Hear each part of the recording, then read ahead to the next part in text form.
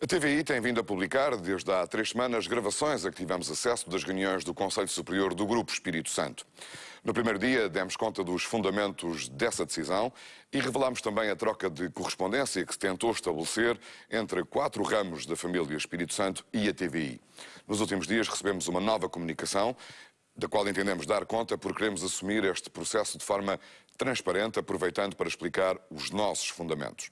A última carta é de novo assinada pelos mesmos representantes de 4 ramos da família e desta vez o envelope tem uma morada de envio. Os subscritores, Ricardo Salgado, o comandante António Ricciardi, Manuel Fernandes Espírito Santo e José Manuel Espírito Santo Silva, insistem que, na sua opinião, o Conselho Superior do GES é um órgão familiar e não societário e que as gravações estão sujeitas ao sigilo previsto na lei.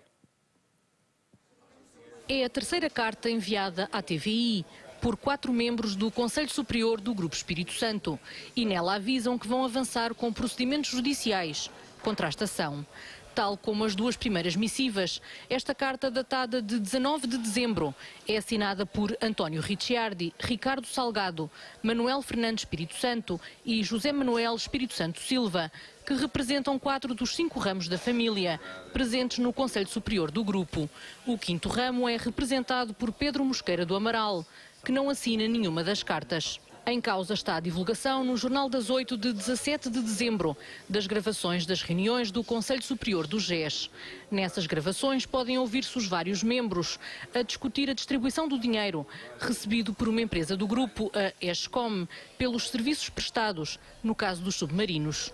Apesar do teor das gravações, os 4 subscritores defendem que as reuniões do Conselho Superior do GES constituíram reuniões familiares, já que este Conselho nunca teve natureza de órgão societário.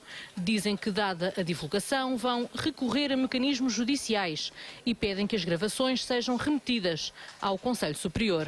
Esta é a terceira comunicação destes 4 membros recebida pela TVI para tentar travar a divulgação das gravações, mas é a primeira que tem um remetente, a morada de Lisboa, onde funciona o Conselho Superior do GES. A primeira carta chegou à TVI por fax a 1 de dezembro, apesar de ter a data de 18 de novembro.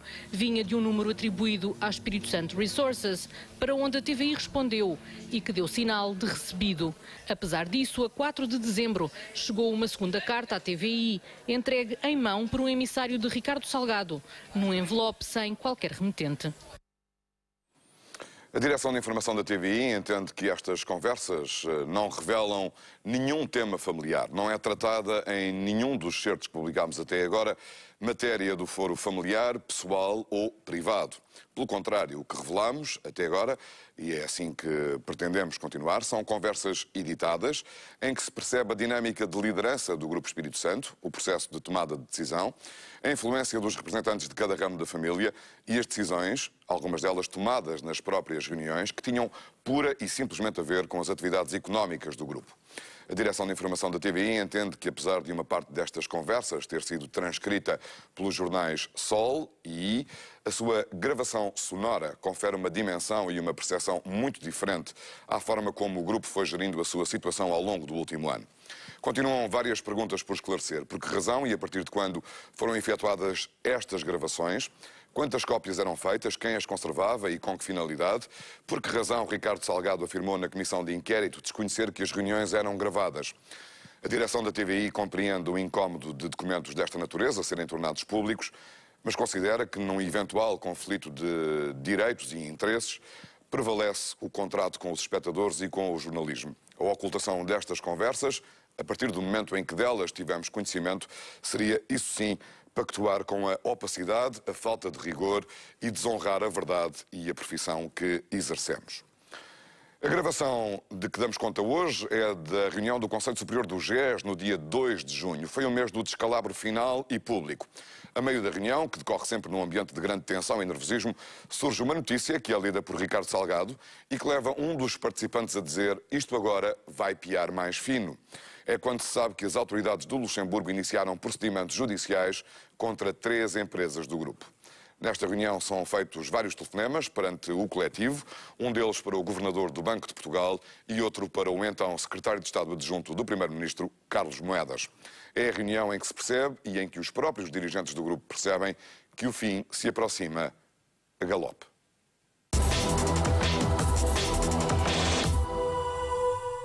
Eu ia sugerir que deixássemos os telefones fora. Aliás, hoje em dia no bairro não há já reuniões com telefones em cima da mesa. Muito bem.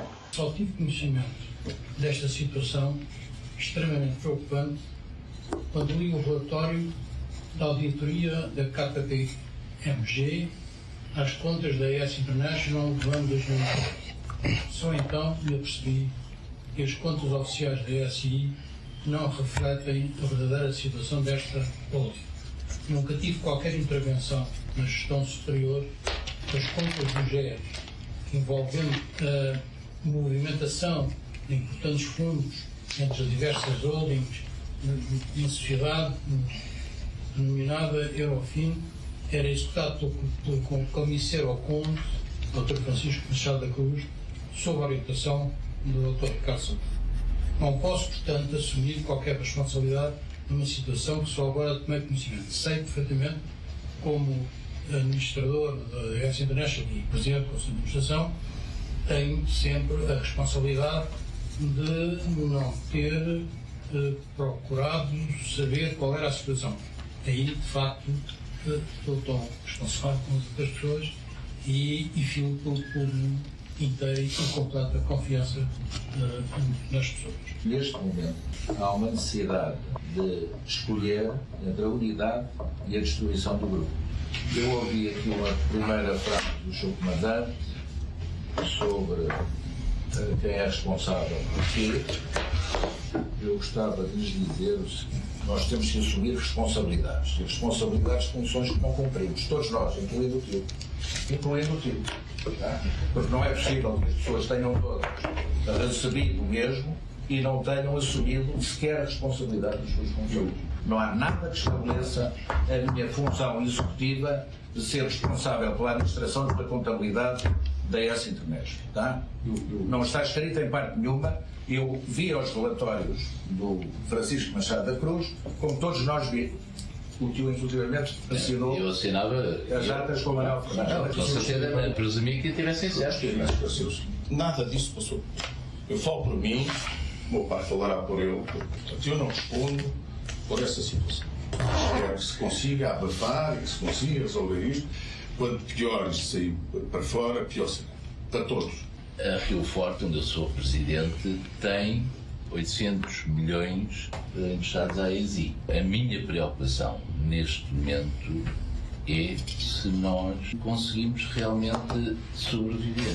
Porque nós estamos num momento crítico, o Ricardo sabe isso perfeitamente, que a tesouraria, isto aqui tem sido rapar e nós já não conseguimos, já esticámos praticamente, isto é a minha sensação, que esticámos a corda toda. Estes dias têm sido absolutamente impossível. Tenho aqui uma má notícia, tá?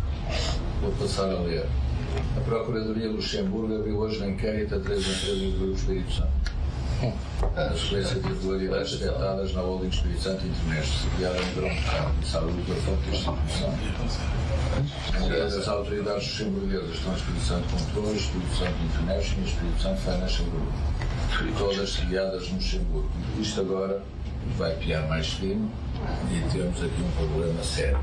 Portanto, vamos ter que reunir imediatamente com os advogados no Luxemburgo.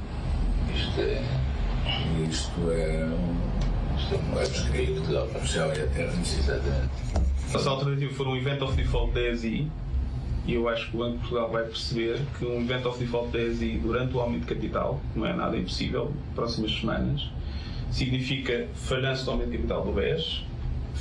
Com certeza o aumento de capital do BCP que vem a seguir não vai acontecer, ou seja, de uma perspectiva exterior, mal a Troika saiu daqui, 3 a 4 semanas depois o nosso sistema financeiro colapsa. Portanto, aqui a questão é, nós precisamos de uma linha para poder não estourar por uma questão de tesouraria. Qual é que é a linha que nós precisaríamos para... Só para a tesouraria. Isto é só para a tesouraria. Se nós formos fazer uma proposta aos credores, entre eles temos venezuelanos, tem uma data de massa no grupo, os tipos vão regar os créditos que têm no banco. É sistémico para dentro do banco. Isso é a melhor notícia que nós podemos ter do nosso lado para ter uma arma na mesa, não é? Com o Banco de Portugal. Não se esqueçam que nós estamos em risco de ser acusados de fraude. O problema é ter um default daqui a uma semana. Sexta-feira. O Banco de Portugal vai dizer, em princípio, não dá linhas a não banco. Pode encaminhar a operação para a Caixa. É isso a ideia. Mas vocês devem pedir autorização para uma linha de crédito para o grupo, para a ESI, não é? Sim, sim. Com garantias. O Banco de Portugal autorizar que se a dar um toque à Caixa. Deixa-me ver. Você está ligado. O Governador. O Governador, como está? É Ricardo Salgado. Desculpe estar a incomodá-lo a esta hora. Fomos surpreendidos com um comunicado que veio do Luxemburgo e estamos muito preocupados com as implicações que isso pode ter sobre o grupo e sobre o BES também, o aumento de capital. Se nós fizermos um backstop e se formos à Caixa, é a questão da Caixa. Vai estranho. Acho que eu tenho que perceber as ramificações sistémicas. Eu acho que se tem que explicar, vai explicar. Governador, vamos fazer o nosso possível, mas vamos precisar de um certo apoio e pedir pelo menos, se pudesse dar uma palavrinha ao Presidente da Caixa. Pronto, Governador, vamos ver. Obrigado. Boa tarde, obrigado. Tem que evitar o contágio. Não quer perceber. Não percebe. Não quer. E a Ministra das Finanças não tem moedas? Quais moedas? Eu ponho já moedas a funcionar. Nós vamos ter que tentar o Banco de Portugal levar de qualquer maneira. Sim. Não sei quem nos recebe, mas vamos ter que demover aí barreiras. Carlos, está bom. Desculpa de estar a incomodar esta hora. Tavares. Ou Casma. Carlos, tivemos agora uma notícia muito desagradável. Tem a ver com a Procuradoria do Luxemburgo, que abriu um inquérito a 3 empresas do Grupo Espírito Santo. Estamos com muito medo que isto possa desencadear um processo complicado. Sim, que é português. Exato. O Carlos tem um contacto com ele. Os nossos advogados já lá não estão, mas se nos pudesse dar, se ele abrir a porta para nós o contactarmos, seria excelente. Ministro da Justiça do Luxemburgo é português. É um imigrante. Carlos, e queria pedir outra coisa, que nós, porventura, vamos precisar de um backstop, uma linha. Falei com o Governador do Banco de Portugal e ele diz que, enfim, como isto é a área não financeira do grupo e o ring-fencing, portanto que isto teria que ser através de uma instituição bancária. E se seria possível dar uma palavrinha ao Zé de Matos para ver se recebia a nossa gente à área não financeira. Exato. Nós temos garantias para dar, não é? Está bem. Muito obrigado, Carlos. Obrigado, um abraço. Obrigado. Português. Que é engraçado. O Carlos Moedas conhece, vai tentar contactá-lo para ver se nos dá acesso ao ministro. Enfim, é simpático. E o José de Matos vai tentar contactá-lo, também não sabe se o apanha hoje.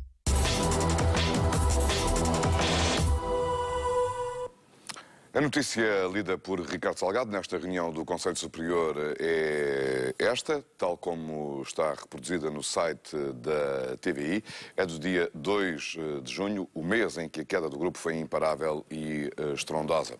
As empresas mencionadas nesta reunião e as primeiras a serem visadas pelas autoridades do Luxemburgo não foram as únicas. Da mesma forma que o grupo funcionava numa lógica de cascata de empresas, também o colapso foi em cascata e a uma velocidade estonteante. O valor total das perdas está ainda por apurar. Mais de uma mão cheia de insolvências. Só no Luxemburgo são 5, com direito a site próprio, criado pela Justiça luxemburguesa para sistematizar o fim das principais empresas do Grupo Espírito Santo, todas com sede no Luxemburgo. O grupo ainda tentou evitar as insolvências através do pedido de gestão controlada, mas o Tribunal do Comércio luxemburguês nunca aprovou os pedidos. Agora, os gestores das falências estão a vender ativos para pagar aos credores.